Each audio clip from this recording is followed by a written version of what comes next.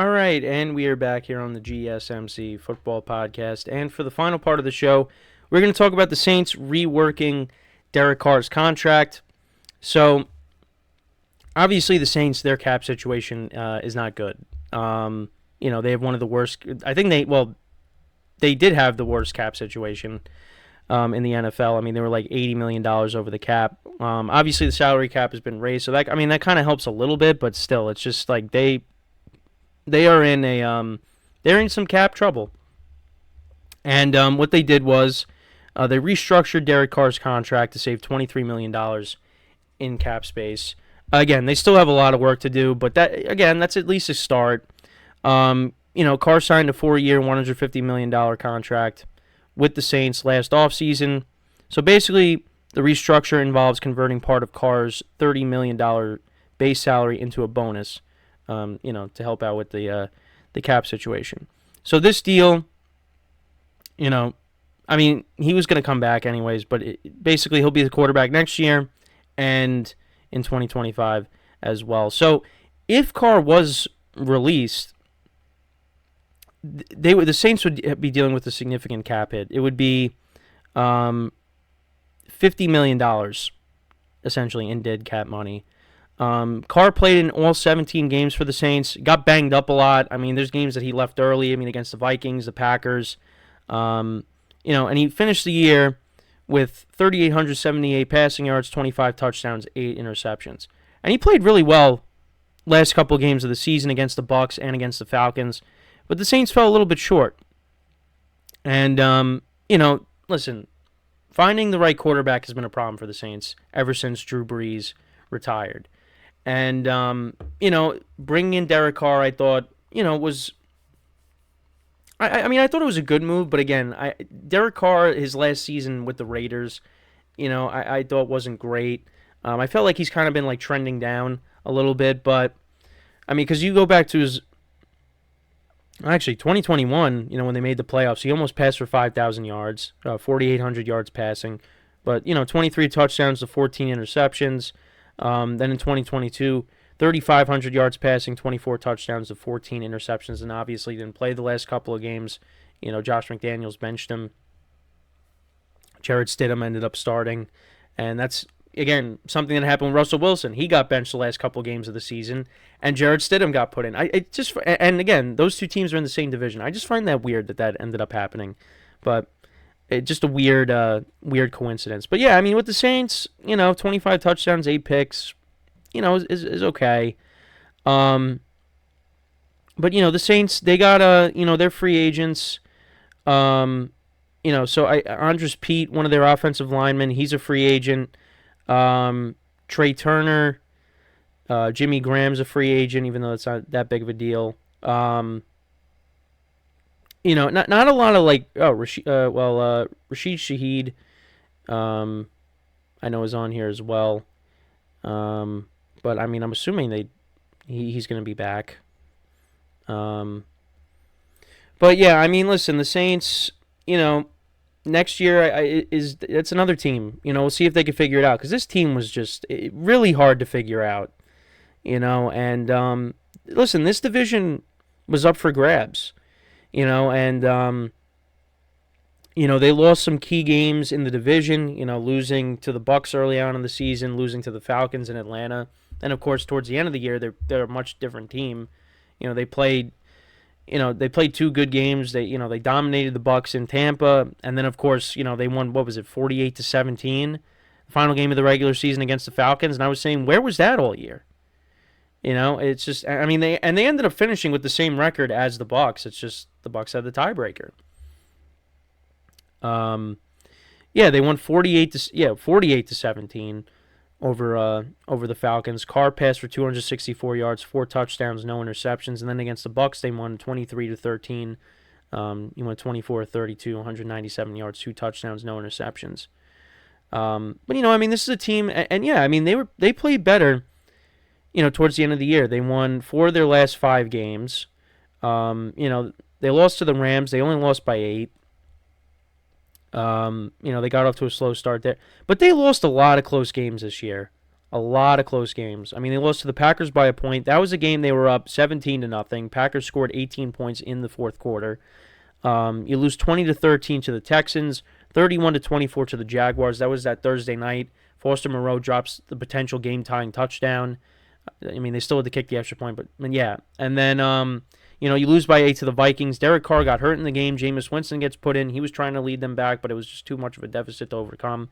And I think Jameis threw a couple of picks in the game. Yeah, he threw 2 picks. You lose to the Falcons in Atlanta, 24-15. I mean, they're driving, and then Derek Carr throws a pick six. Or actually, well, yeah, he threw a pick six, but also I think there was a Taysom Hill fumble in the game as well. So those were points that were left off the board. Also, I mean, they came back against the Lions, but the Lions were able to win that game. And yeah, you lost to the Rams by 8. So I mean, there's a couple games in there where, I mean, especially the Packers game. You were up 17-0. Derek Carr gets hurt, and then the Packers, outscore you 18-0 in the second half. Really 18-0 in the fourth quarter.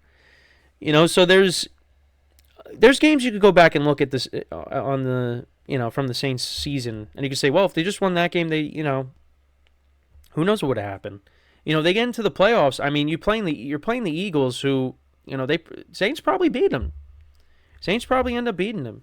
The Bucs did. I mean, the Eagles couldn't tackle anybody. I mean, then Derek Carr gets into the second round. And you're probably playing the Lions.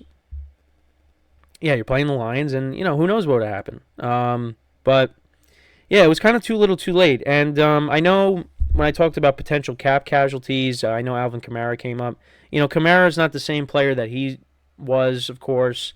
So we'll see if they end up actually, cutting him, which would be interesting, and that would just add to the long list of running backs that are free agents.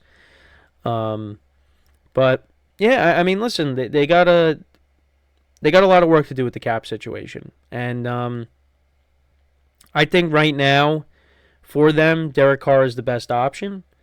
Is he the long-term answer? I mean, for the moment, he is with this contract, but we'll see. We'll see how it pans out. I mean, listen, they finished the season strong, but like I said, momentum, it's going to be different now carrying into it's not really going to carry into next season. So, the Saints really can't afford to be inconsistent. I mean, their defense is getting older. A lot of the guys on that side of the ball are getting older. So, and I still, again, Dennis Allen, I talked about Matt Eberflus. I don't think Dennis Allen really is the long-term answer for them at the head coaching spot. Head coaching position. I know they changed offensive coordinators, so we'll see, how that pans out next year. But, I mean, on paper, the Saints, they have a good roster. It's just, it's getting a little older, and, they just were very inconsistent throughout the year. But like I said, Carr played great, the last 2 games. He was solid. So, I mean, if you could get that Derek Carr, and that carries over into next year, and you could, rework the defense a little bit. I mean, this team could be a team that, is competing for that division, because they definitely are. I know when I did a segment on teams that could be, trending up and trending down, the Saints are one of the teams that are trending down just because of their cap situation. But I don't know. I feel like it's. I don't know if they're going to be. Well, let's see how they address this offseason, and then we'll go from there. But only time will tell. But again, the division, we'll see. I mean, the Falcons are going to have a different quarterback. The Bucs, they actually, the Bucs. Speaking of the Bucs, they did release Shaquille Barrett, so that's one piece from the Super Bowl. He's going to be going to a new team. I saw Levante David. He doesn't want to play for a different team. He wants to stay in Tampa, so we'll see how Tampa can work out a deal with him. But, they still got to figure out things with Mike Evans and Baker Mayfield.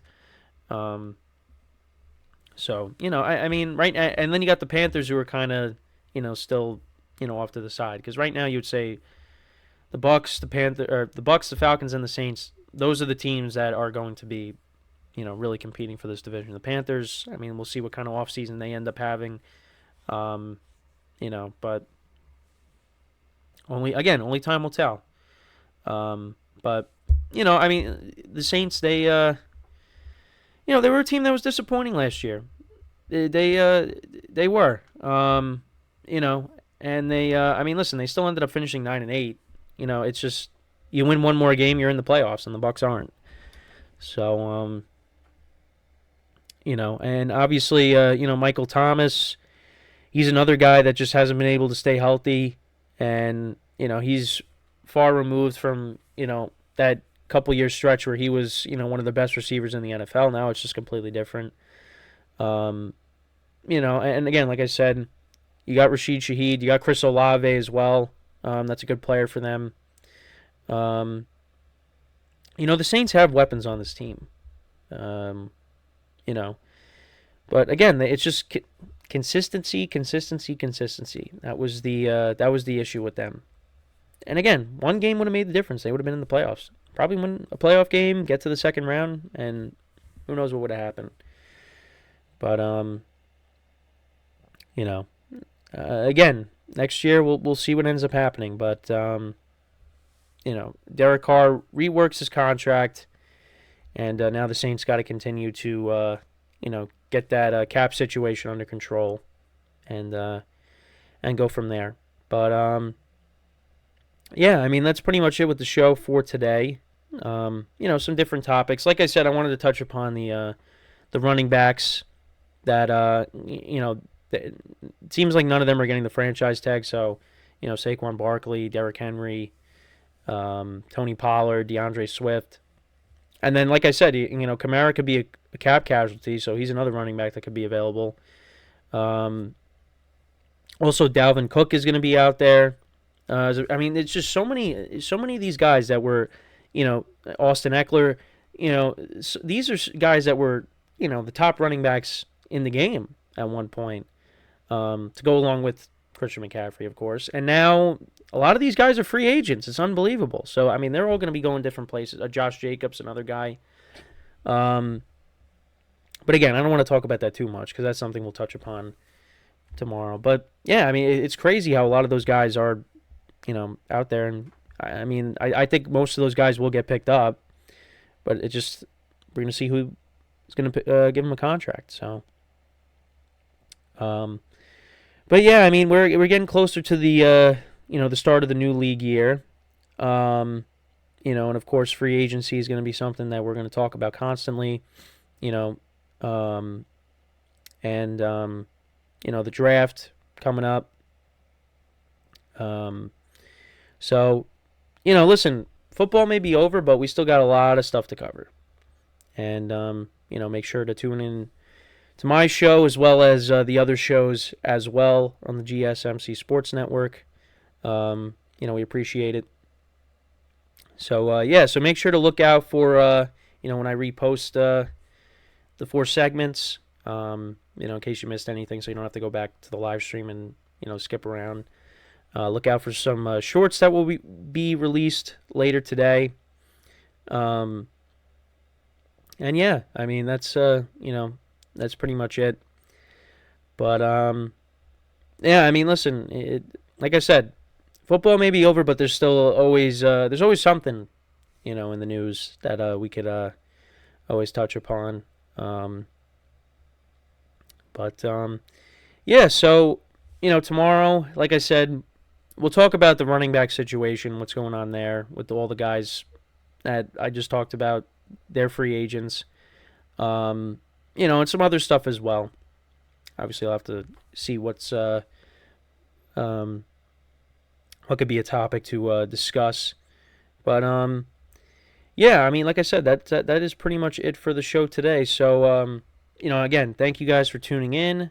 We'll be back again tomorrow, 10:30 a.m. Eastern Time. And until then, I'm Kenneth Gruenfelder signing off from the GSMC Football Podcast, brought to you by the GSMC Sports Network. Have a good day, and I will see you guys next time. Take care.